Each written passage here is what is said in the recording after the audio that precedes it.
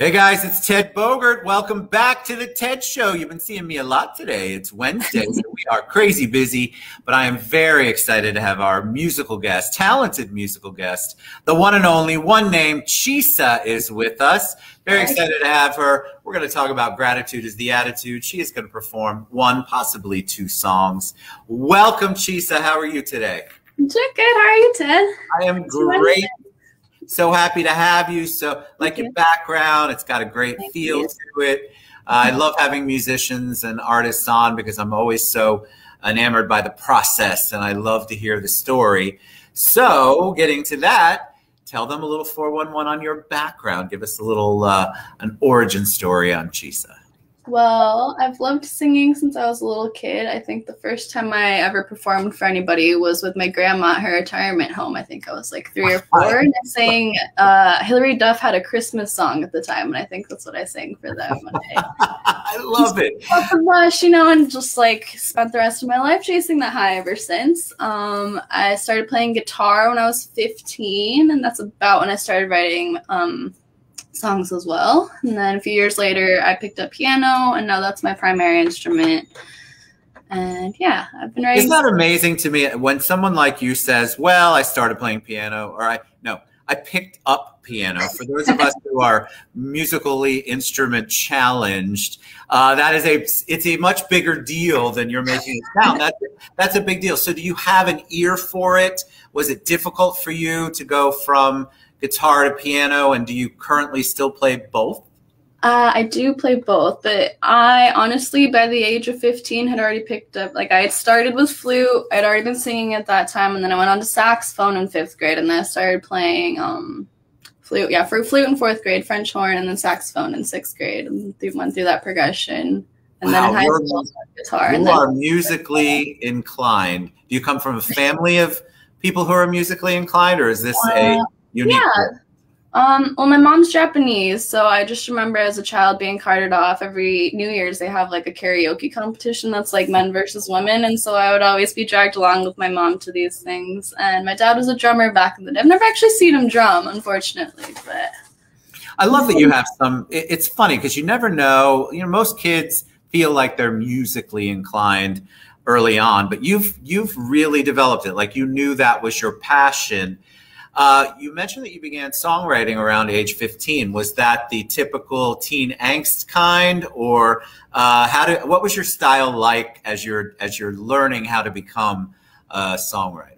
Well, I learned how to play guitar by just playing Taylor Swift songs, so I will not lie. I was definitely trying to emulate a lot of that at the time, just because I just love country music because it's such an accessible thing. Like it's your everyday person picking up a guitar, learning these sweet chords, and that's all you need. And there's hundreds of songs that are just that basic template, and anybody can do it. And that's the beautiful part about, like, I think just with songwriting and playing guitar, especially, just that specific instrument is so accessible. And did you progress as you went? Did your style of songwriting change as you got older?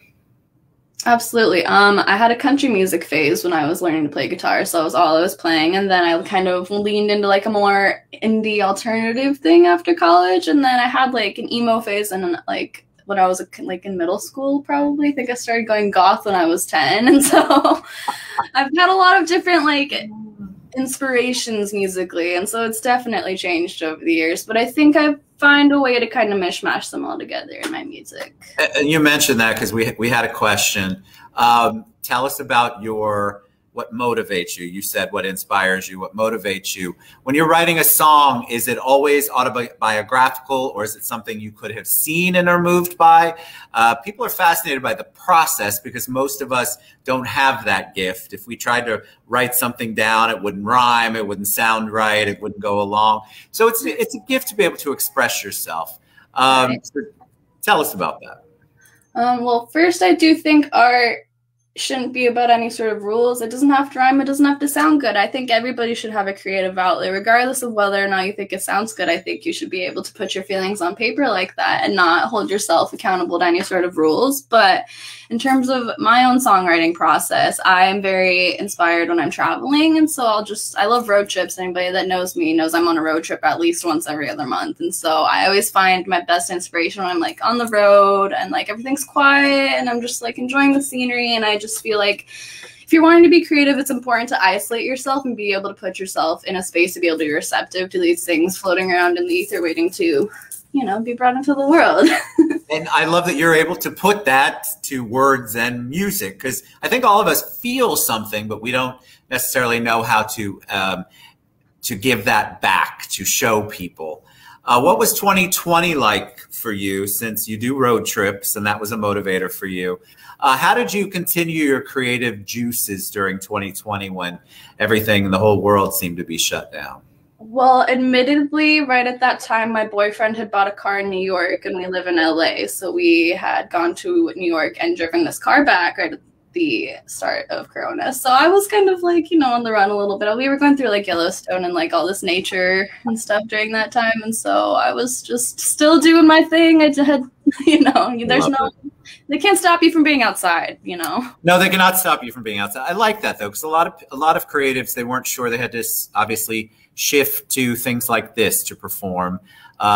When you're up performing now, it's 2021, so you get to get out more often. It's all legit most of the time. And so you're out and about, you're performing. When you sing a song, do you get emotional out there, especially since it's your baby? All songs are your babies, right? That's what something you created and birthed. Do you get emotional when you're singing? Does it take you back to what you were feeling when you wrote it?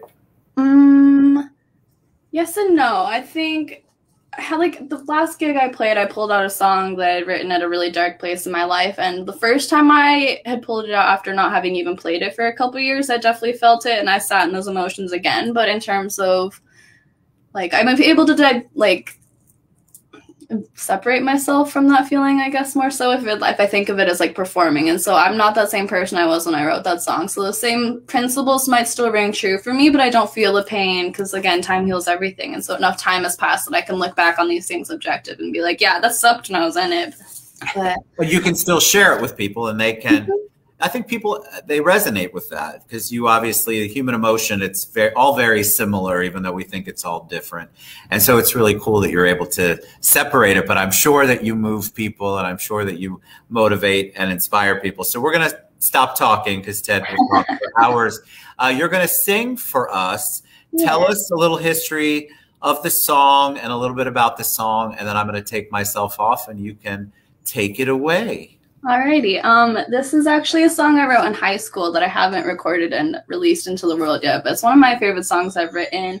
It's called Arizona State Line, and again, it touches on my bad escapism habit, where again, road trips every couple of months type of thing, and it's about a time where I'm upset and I just grab the keys and I get in my car because I tend to do that. I'm not condoning it or anything like that. It's just how I process my emotions. Yeah, it's about that. Wonderful. All right, Chisa. Arizona State Line. Thank you, Dad.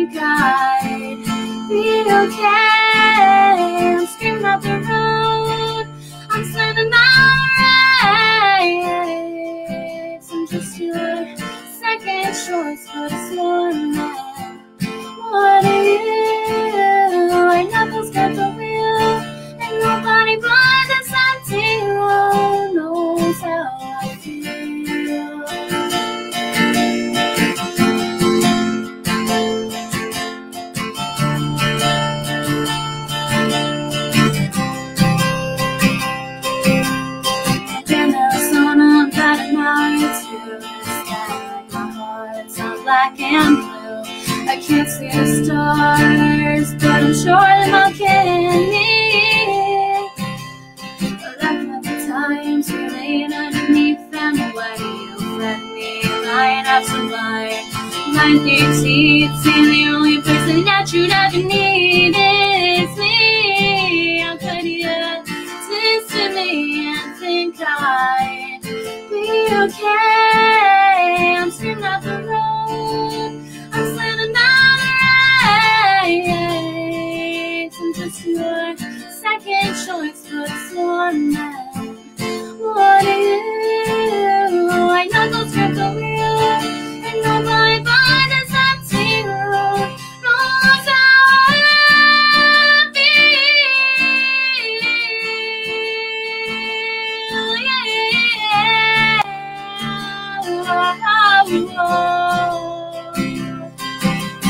The time passes by, I hate you more and more. The tank reach is empty, I get out, slam a door wherever I am, and get it from wherever I am.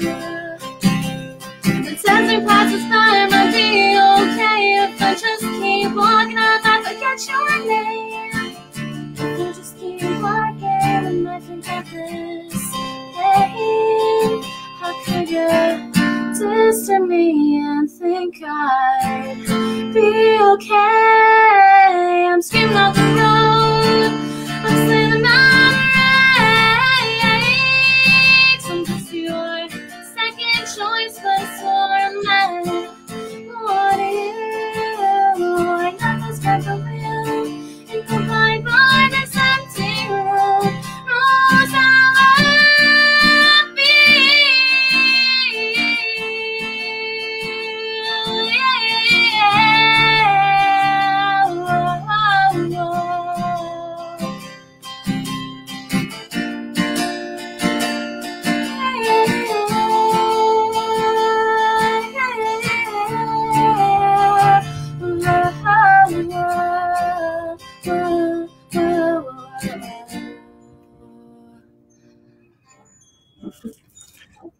That was so good, Chisa. You know, the true confession, and if you haven't seen the show before, whenever I have a musical guest on, I take myself off, mainly because if you're bad, I can't hide my face. I hope you're back there making some stank face. I can see. I literally cannot hide. I could have kept on that one. That was so good. I love when you went up further and you just really belted it out. I thought it was beautiful, emotional. I don't want to sound like Paula Abdul. You're probably too young to remember who that is, but I know she's a queen. I love her, absolutely.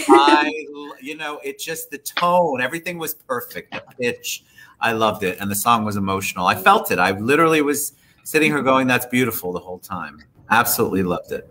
Do you want to perform a second one? You know I must have liked it if I say that. So, this was a test. You didn't want to give me two until you made sure I was good. No, it's the truth. Yeah, I'll play another one. Sure. I would love that. And I'll let you take us out. I'll pop back on. But that was excellent. Arizona State Line, correct? Yes. Tell us what you're going to sing now for us, and I'll take myself off. This one is called Runaway Season. This is the first single that I ever released. I recorded it right here in this bedroom. My microphone is right here off the camera. You can't really see it. But yeah, this is my studio, in case you didn't know. Yeah, I'm doing it all myself. I've, over the course of Corona, been learning how to mix and master and produce myself. So yeah, this is my first baby, my firstborn. Love it. All right, Chisa, here we go. Okay.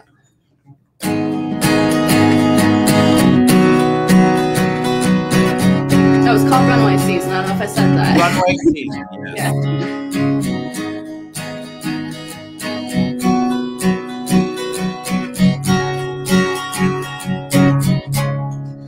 Draw me in the waves to shore. I'm walking on, moving on from my girls before. You call me so many different names. In the stories that you tell, you think you're smart, but now you wait till well. I really miss. I know it's makes me wanna kiss when I say let the skinny say, hold on to standing, 'cause the man who's coming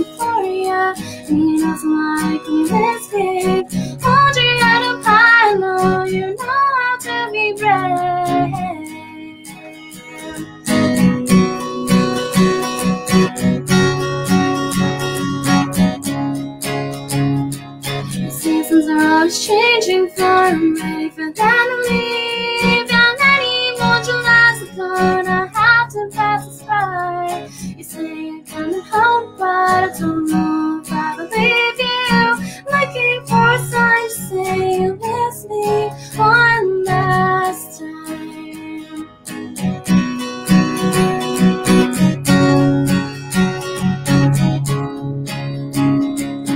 Tell me I scream when my voice is gone shed.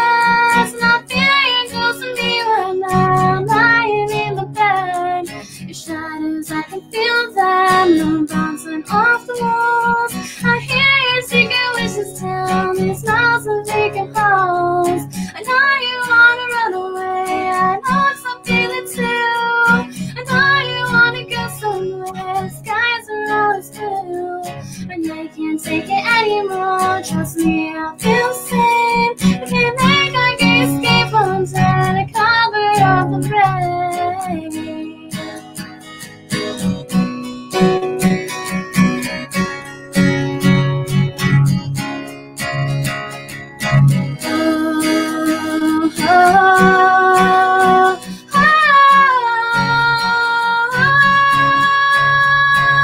The seasons are always changing, just like you and I.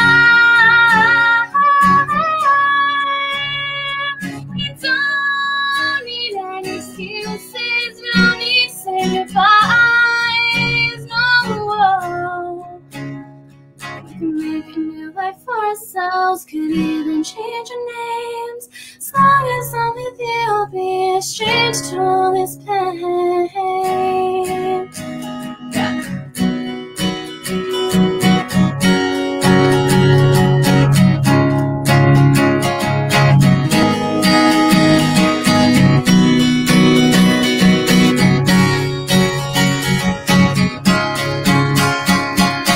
Things can be different for you and I. This doesn't have to be as hard as we're making it. No, just say you're coming back for me, 'cause I'm ready for it this time. Say that you're asking me, please just don't wait until July.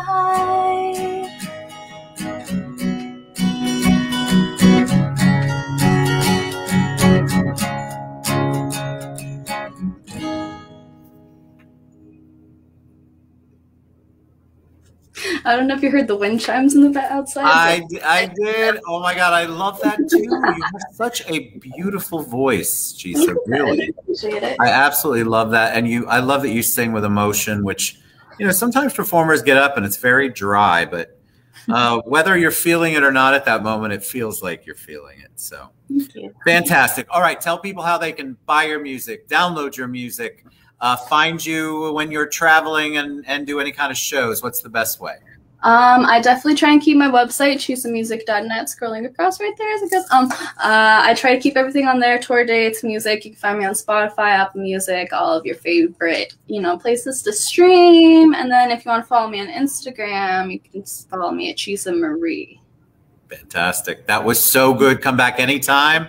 I loved it. You guys get out and support our creatives like Chisa.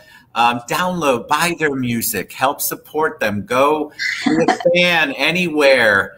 2020 was a challenge for a lot of people, so we definitely want to support our creatives. So thank you, Chisa, for being on the show. You were amazing. Thank you for having me, and thank you for being so kind. I can't wait to chat with you next. Woo! I can't wait. All right, Chisa, go to chisamusic.net. We'll see you guys soon.